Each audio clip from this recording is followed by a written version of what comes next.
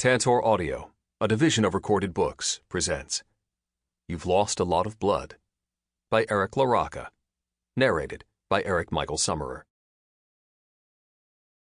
A note from the editor. Though much can be speculated when considering the disappearances of Martyr Black and his partner, Ambrose Thorne, there have been great efforts made by all involved in this book, who had known them in their lives, to preserve the integrity of the writings and documents associated with them. While there have been countless rumors and falsified reports concerning the reason behind their disappearances, most of these speculations are merely thoughtless fodder for the online communities with which Martyr often engaged before his eventual vanishing. I knew both Martyr and Ambrose for many years, and have needed to come to terms with my own involvements in their unsavory dealings in Schenectady, New York, and eventually Chelsea, Massachusetts. As I have stated to the police on several occasions during many interviews, I was not present for any of the killings, nor was I acquainted with any of the victims. I first met Ambrose in college when we became lovers, a tempestuous romance, soon tempering to more whimsical and delicate fancies, as our love became far more cordial and friendly. Not long after graduation, Ambrose became involved with a young man I would come to know as Martyr Black. Apparently raised by a family of noble pedigree, Martyr was everything I anticipated Ambrose might look for in a companion. A charming sophisticate with a penchant for the macabre, for things that were rare, difficult to locate, a gentleman of many experiences and many interests. From the research I've conducted on Martyr in order to properly compile the information for this manuscript, I've learned that Martyr was originally born in a small town in Georgia, but was displaced at the age of 3 by his parents to the town of Kingston, located in upstate New York. Martyr was a mediocre student at best, his sexual preferences leaning to the bizarre and the outlandish for such an inquisitive and obviously perceptive young man. Teachers were apparently often cross with him for not properly following directions or causing outbursts in the middle of class. The little information available regarding Ambrose's upbringing confirms him to be an exemplary student, easy to please and eager to learn. He was born in Vermont, and not long after his birth, his father abandoned him and his mother. Struggling to make ends meet, his mother returned to her hometown in Massachusetts and found work at her mother's place of business, a shoe store in Stockbridge. Neither of these seemingly prosaic upbringings could have informed or precluded the life that Martyr and Ambrose would enjoy together, the horrible things they would do not only to one another, but to others as well. As you listen, you will hear excerpts written by Martyr Black and dated appropriately. You will also hear several poems he had written and published, as well as transcript evidence he had recorded. You will also hear an entire novella titled You've Lost a Lot of Blood that Martyr Black had published through an independent press specializing in the macabre and uncanny. I've carefully constructed a narrative not necessarily detailing the chronological arc of their crimes and their life together, but rather a narrative to serve an understanding of them as human beings, not as monsters. While most are rightfully repulsed by the violent nature of their work together, this sensibly curated edition is not meant to serve as an insult to the families of the victims. Rather, it's my sincerest hope that these artifacts from an aberrant mind can help better understand his motivations for what he had done and make it so that no one else suffers again as his victims had suffered. Trent Pilcher, Cambridge, Massachusetts, April 2021. You've lost a lot of blood. Relics from the night we both perished, May 17th, 2019. Each precious thing I've ever shown him is a holy relic from the night we both perished, the night when I combed him from my hair and watered the moon with his blood. An ivory fang stapled against a black curtain like the X-ray of child's broken bone, a glorious thing to be worshipped, or to at least be acknowledged as a vessel of sorrow, creator of tides, pitcher of divine light. He was nothing more than milkweed to be plucked, a discarded plant to be uprooted and torn by the stem until it lies there quivering in your hand, shaking, trembling, frightened. I didn't kill him because I wanted to. That would have been too easy. Far too plain-spoken for my preference. It's the same reason I didn't kill him while he slept in the passenger seat on one of our moonlit drives through the countryside, a container of bleach in my hand and my thumb gently unscrewing the cap. I can so distinctly recall how his ear resembled the perfect drain, a small, shapely spiral circling further and further inside him, carrying obscenities to their resting places, tucked away deep inside his darkest recesses. If he had darkest recesses, that is. I knew for certain he was far more benign in his practices, his handling of life and other people. I killed him because to let him live, to let him exist, would have been an insult. It's not that I didn't love him. I certainly would never want you thinking that. Of course, there's a part of me that resents him, especially late at night when I see his ghost, the ball gag fixed between his chapped lips. He comes to me in dreams. Nightmares would imply I detest the thought of them, and I don't, or at least I haven't. And he's dressed in a black satin corset, the breasts I've wished for him hanging out and nipples stiffening like metal screws. There's a giant hole where his face once was, a soundless vacuum sucking him deeper and deeper into oblivion until he's a stain I can smear upon the world, a skull where his thighs come together, a small centipede coiling inside the vacancy of his face. He asks to speak, but I tighten the reins, securing him as if he were a disgraced show horse, as if he were a black beetle, his wings forever torn off. I didn't kill him because I found his conversation trite or his knowledge of musical theater to be abysmal at best. After all, how can I expect any man under the age of 30 to know by heart the entire score to Chess by Tim Rice, Benny Andersson, and Bjorn Ulvaeus? Of course, the show had its string of hit songs in the 80s, but he was born in the late 90s, and he always referred to me as an old soul, a priceless vessel to warehouse the marvelous and the celestial.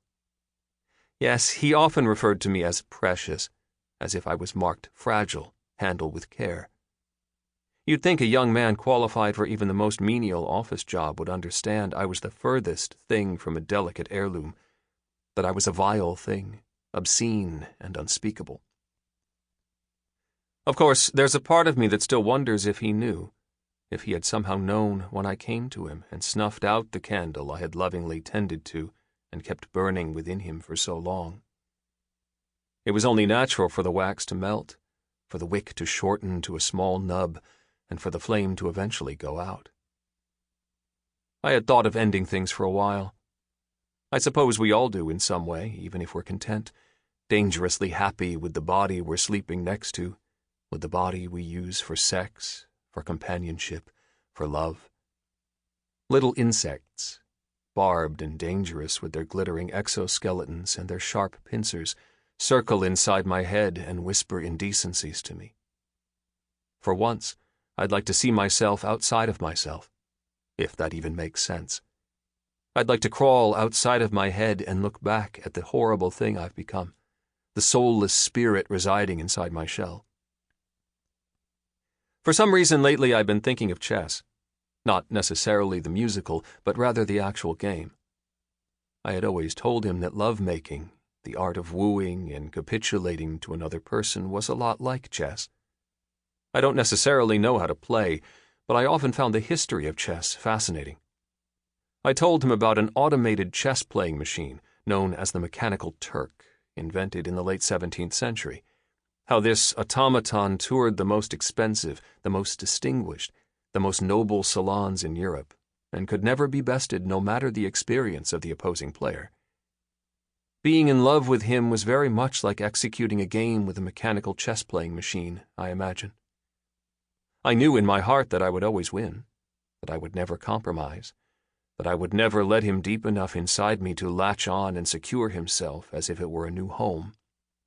I knew I never wanted to be his home. No matter how much he begged, no matter how much he pleaded, I'd sooner swallow wet concrete than let him call me his or dare to call him mine.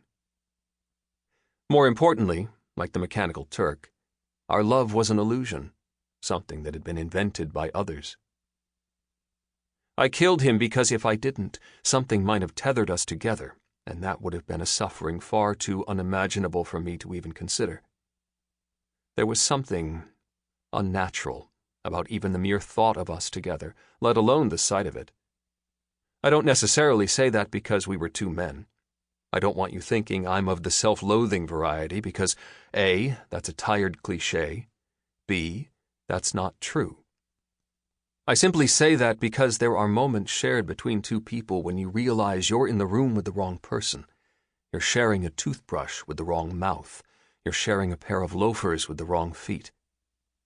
There was something distinctly peculiar about the two of us together, and I had known it from the moment I had first met him, when he had begged for my attention at the small cafe where I ordered my coffee every morning. There comes a point when you need to recognize the expiration date of a relationship. For me and him, that date had passed a long time ago, and my mind continued to tell me. Of course, at first, I played it off. You don't know what you're talking about. He's so lovely to me. He really cares about me. The carnage of my thoughts. The privacy I had been afforded. I had killed him many times there.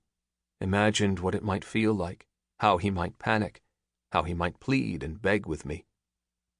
I haven't thought of him much since it first happened, since the night when I first pulled his teeth, plucked his fingernails, and organized them accordingly, as if they were broken remnants, artifacts in the museum of our love, a gallery of yellowing antiquity. There was a time when I would touch myself, imagining his helpless body fruiting with more decay. In my thoughts, I would tell him, "You'll find me tucked away in the blistered sinew of what was once healthy and pink, now tender and black." There were many things I imagined doing to him, cracking him open as if he were some expensive delicacy imported from a faraway land and gorging on his entrails until my stomach was fit to burst.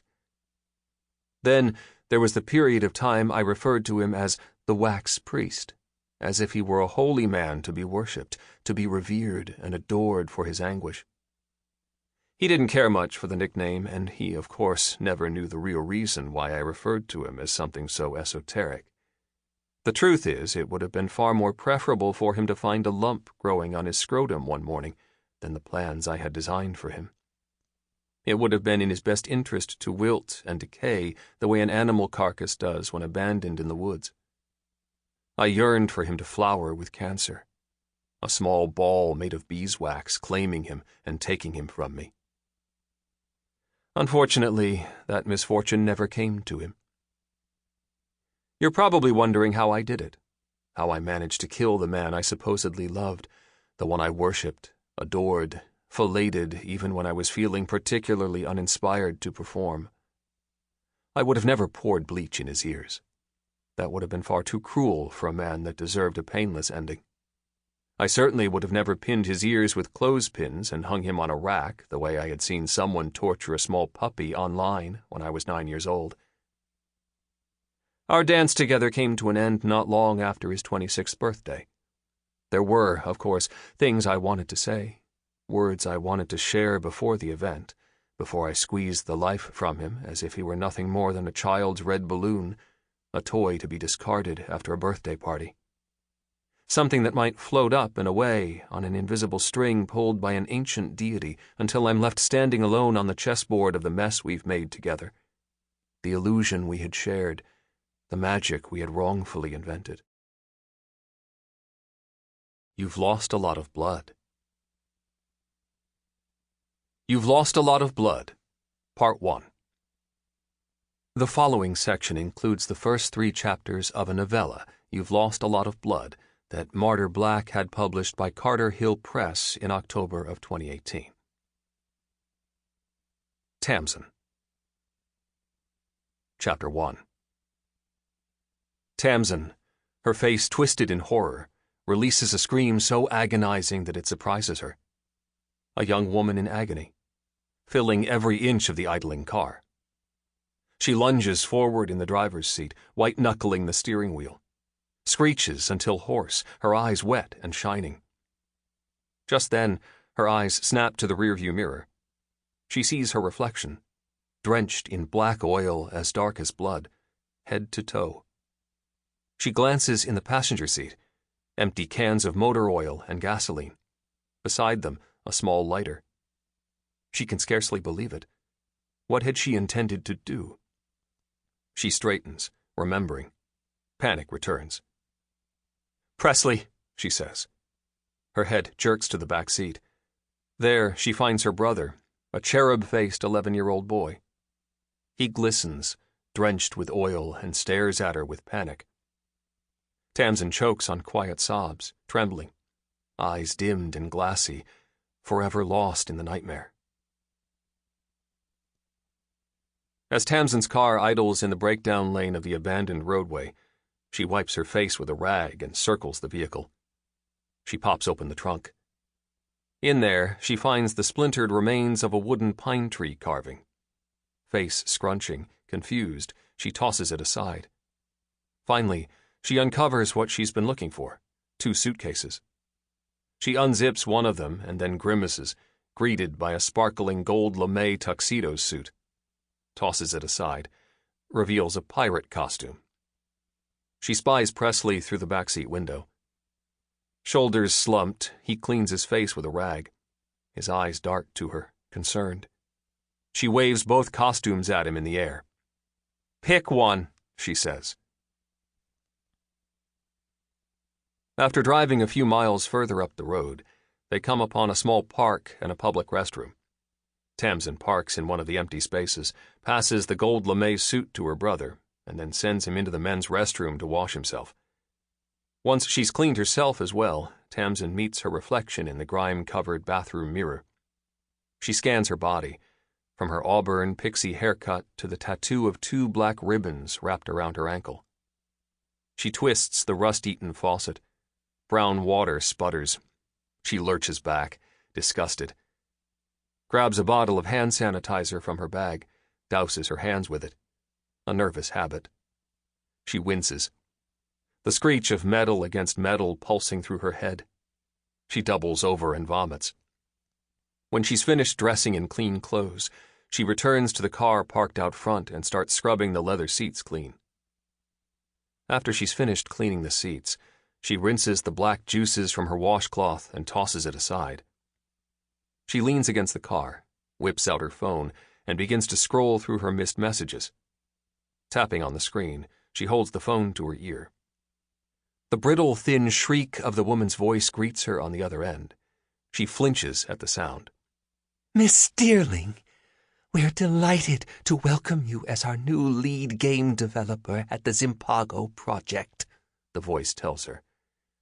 "All of the information you'll need can be found in the letter we've addressed to you." Phone pressed against her ear, Tamsin leans over the passenger seat and digs through the papers scattered on the floor. She recovers a crumpled sheet of paper and unfolds it. The paper's header, emblazoned with an ornate insignia. The Zimpago Project.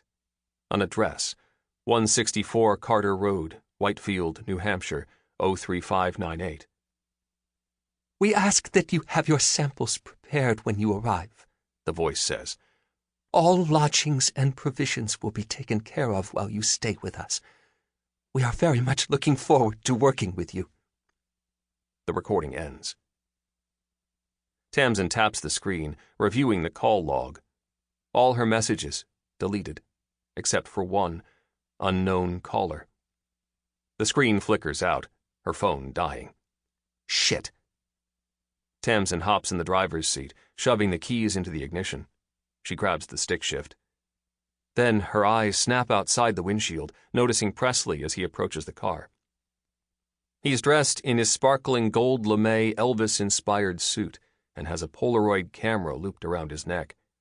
He slows as he approaches the vehicle, eyebrows furrowing. Tamsin climbs out of the car, swallows, uncomfortable. "Elvis," she says. "Good choice. Dad's favorite." Tamsin pouts at the reminder. She bites her lip, nodding. Suddenly, she notices her brother's eyes fixed on the vehicle's front grille. She circles the hood, puzzled. "What is it?" she asks him. Presley merely points. Her eyes follow. She sees it. Her front right headlight, completely shattered. The glittering pieces, broken and hanging like the bits of a cracked eggshell. "Shit!" Presley corrects her. "Excrement." Tamsin kneels, inspecting the damage. Presley snaps a picture. The camera whirs alive, printing. "Did we hit something?" he asks. "I'll get a ticket if we don't stop to change it," Tamsin says, shoving her hands into her pockets. "I have to ask for directions, too." She huffs, heading back for the driver's seat. Glances back, notices Presley still standing there. "Let's go?" But he seems to hesitate, as if distrustful. "What?" she asks. "Did you think I was going to leave you?" Presley squints, guarding his eyes from the morning sunlight. "Come on," Tamsin says, flashing him a smile. "Maybe they sell books at the auto parts store." Presley softens. Tamsin climbs in the car. Presley follows, jumping in the back seat. The car creeps out of the parking lot, easing back onto the road. Chapter 2. It's not long before they come upon a small shack fronted with a rickety-looking wraparound porch. 2 antique gas pumps are arranged in the parking lot.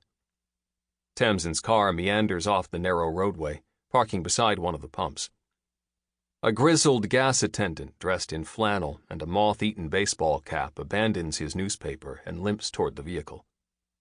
Tamsin climbs out of her seat, greeting him. "Fill her up for you?" the attendant asks, smearing the drool from his lower lip. She pats her pockets, realizing she's out of change. "I'll get you on my way back," she promises him. The gas attendant rolls his eyes, unconvinced. Tamsin opens the backseat door and greets Presley as he sits there, fiddling with his Polaroid camera. "I'll be quick, okay?" Presley merely nods. Tamsin shuts the door, dashing across the lot, up the porch steps and into the roadside convenience store. The screen door snaps shut behind her. She jolts, knocking into novelty toys dangling from the ceiling. She ducks, inching further inside. Large black flies swarm her. She swats at them and rinses her hands with more hand sanitizer. The front counter, empty. Beads dangle from a ceiling fan. A small TV arranged in a corner, static washing the screen. "Hello? I'm looking for a headlight?" She searches the front counter filled with stacks of freshly jarred maple syrup, scans the racks of newspapers. Her eyes jerk to a headline. She picks up the paper and reads, "Parents blame college students' untimely death on new violent video games." Tamsin tosses the paper aside. Without warning, an old woman appears in the doorway. She has the haggard face of an ancient deity. Takes a drag from a cigarette, releases a cloud of smoke from her stoma. Her voice, filled with gravel. "What do you need?" she asks. Tamsin hesitates, cautious. "I broke one of my headlights. Do you sell replacements?" The old woman points a crooked finger and turns her head slightly, revealing a black ring stretching a giant hole in her cheek. "Window cleaners and oil down there," she says, pulling at the whiskers on her chin. "Haven't seen headlights in a while. You can check." The old woman perches behind the counter, watching. Tamsin, uneasy, begins to meander down the aisle. She glances out a nearby window as she passes and notices something. A dark grove of trees nestled on the opposite side of the roadway. Tamsin squints, leaning toward the glass. She sees movement. Some of the branches stir.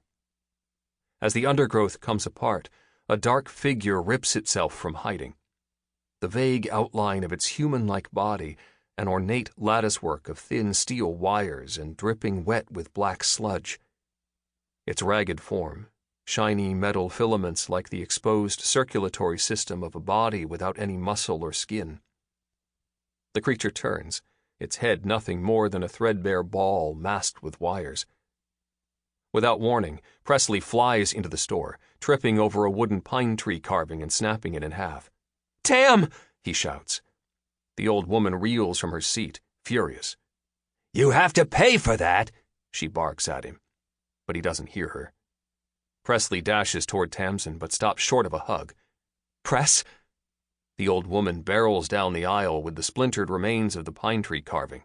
"It's $10, she says. Tamsin glares at Presley with mother-like disappointment. "Presley." "I'm sorry," he says, shrinking. Presley seems to search her for forgiveness. The way his mouth pulls downward, the despair flickering in his eyes.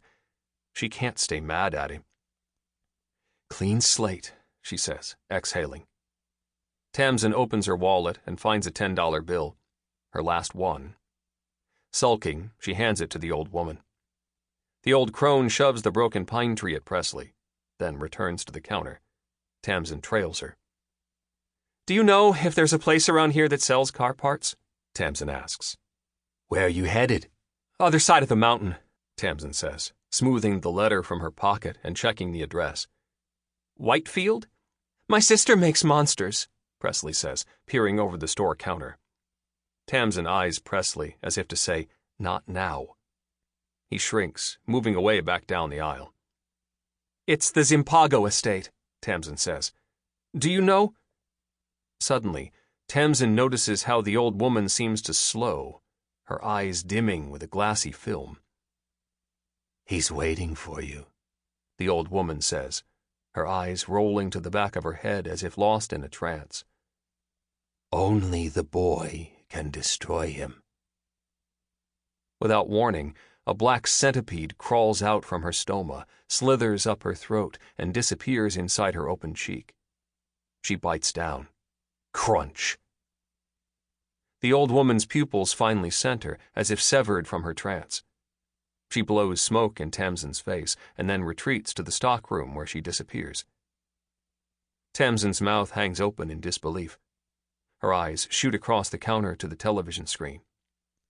On the screen, a middle-aged mother is being interviewed by a well-dressed reporter. The mother wipes her eyes with a handkerchief, her voice trembling when she speaks. "I'll always blame the video games for what happened to him," the mother says. "They changed him. He wasn't my son anymore." Tamsin pulls her eyes away. She sees Presley in the far corner of the store. He's distracted, reading the ingredients to a small box of rice.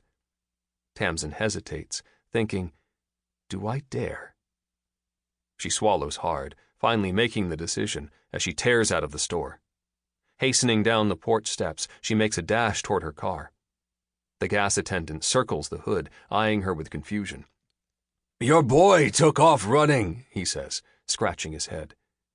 Tamsin pulls at the door handle, throwing herself into the driver's seat and shoving the keys into the ignition as the engine purrs sweetly. She grips the steering wheel. 10 and 2. Then, pushing on the brakes, she grabs the clutch, about to hit the gas. Suddenly, her eyes snap to the front porch of the convenience store. She sees her little brother standing there, lost, bewildered, as he holds the splintered remains of the pine tree carving. Sensing the color drain from her face, she realizes she's been caught. Tamsin turns off the car, flinging the door open as she climbs out. "I thought I hid some money in the—" But her voice trails off, nervous. Presley doesn't react. "Ready?" she asks, her lips creasing with a rehearsed smile. She goes to open the backseat door, but he already has it opened.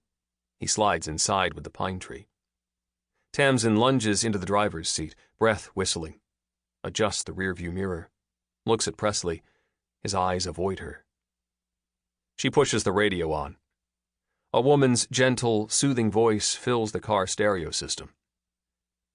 "Recovering joy from grief," the voice announces. "A guide to living a happy and healthy life after the death of a loved one." Tamsin looks in the rearview mirror, observing Presley as he tinkers with his camera. Her eyes widen when she notices her brother's mouth moving along to every word with the audio. "Chapter 4. Another beginning," the woman's voice says. You deserve another chance. Yes, I mean you. Some people are afraid of starting over, but not you. Sample complete. Ready to continue?